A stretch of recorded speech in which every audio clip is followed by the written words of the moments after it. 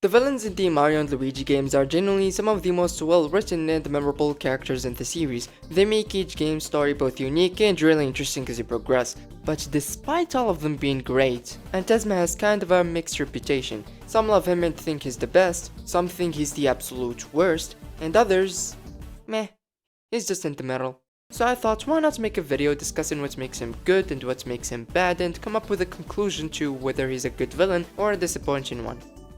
Antasma is an evil bat king that feeds on the nightmares of others. One day he stole the Darkstone, an ancient pillow artifact fueled by nightmares of people capable of granting wishes. The pillows, fearing the terrible things he would use it for, called the powerful Z-Keeper for help, which is the guardian of the Pillow Kingdom, and go to war against Antasma. They managed to trap him in the dream world, but just before they were about to imprison him there,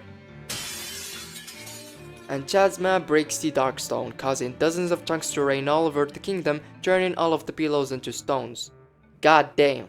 Antasma's backstory makes you feel how powerful he is and how his actions caused the doom of an entire race. Like, dude, a war with every resident of the whole kingdom against one single dude is crazy. And the fact that they had to bring the Z-Keeper to fight with him, who's one of the most powerful characters in the whole series, indicates how strong this motherfucker is. Antasma wasn't just gonna sit there and wait for a miracle to happen to be able to leave the dream world, obviously, so he kidnaps Peach to use her powers to leave, and Bowser enters the chat, as if he wasn't gonna appear anytime soon. Antasma, seeing how powerful and strong Bowser is, convinces Bowser to team up with him, and he successfully manages to exit the dream world after years with the help of Bowser. I kinda like the relationship that you get to see between Dreambird and Antasma. Sure, most of the time it's just like, Antasma, stop! No. But I think that any connection between two characters, especially when one of them is a bad guy, still makes the scenes and both characters engaging and fun. After that, Bowser and Antasma steal the Dreamstone and they wish for a castle to help them conquer the world. Yeah, that's a pretty helpful wish, I guess. Now let's get to the problems and issues with Antasma. Despite his great introduction and all of the interesting lore given about him, you don't get to see much of his personality and what makes him interesting in the story of the game itself. Nothing really to offer to impact the story in some way, even though he was portrayed as a powerful and menacing king that brought disaster to the residents of the island, and if he successfully escapes the dream world, then oh boy, everyone is f***ed up. But nothing similar to that ever happens. The game shows you how powerful he is and what he's capable of at first, but he never actually does something evil or bad throughout the whole adventure. You don't really see him as a big threat since everyone on the island is perfectly fine doing their own thing in peace, and he doesn't ever mess with the bros' progress to slow them down or cause them some trouble. All of that planning and scheming to quote-unquote take over the real world just results in him chilling in that castle for the rest of the game with Bowser. For your information, Dream Team is about 40 to 45 hours long, and the total amount of time you see him in the game, excluding the fights, is only about 30 minutes. 30 fucking minutes! I personally think that this is a very low amount of screen time for a villain in a game that is that long, especially in the case of Antasma, since most of his appearances isn't even by himself and it's mostly along Bowser, and he always gets overshadowed by him whenever he's on the screen, feeling less important and not a main bad guy. I really like Bowser in this series, but like, Antasma needs some time to show how cool he is too, you know? Take Fawful and Cackletta from Superstar Saga for example. They never had this problem of one being overshadowed by the other because they each have something unique to set each other apart. You get to see a lot of their personalities, so you don't just see them as some generic evil bad guys you have to stop. The game shows their menacing moments, their funny moments, their failures, and their hate for mustaches. Antasma and Bowser, however, were made as series villains where two powerful bad guys team up, which is really cool, but it wasn't really executed well and they felt like a little bit generic and boring in Dream Team. Like, ah shit, they teamed up, ah shit, they got the Dreamstone, ah shit, they wished for a castle and they're planning to take over the world, ah shit.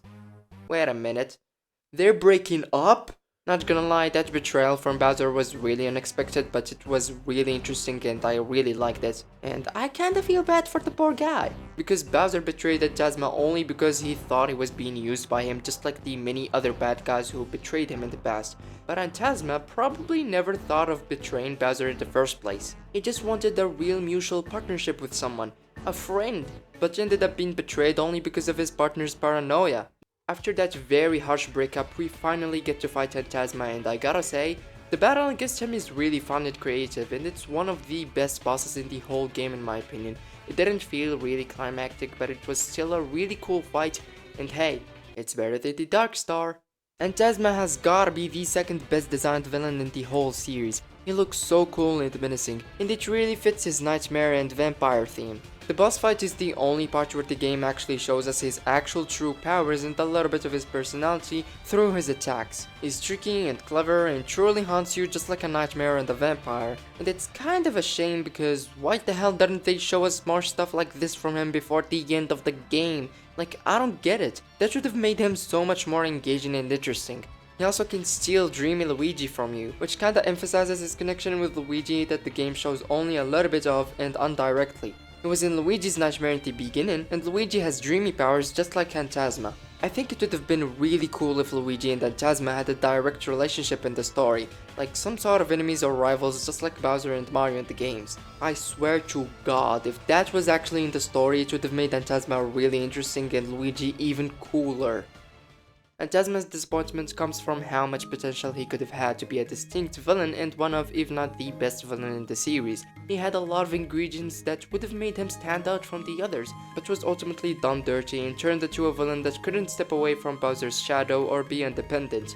It does make him a bit of a tragic character, which I do like this side of him to be honest, but I still wanted a fully developed interesting bad guy just like the previous ones we had.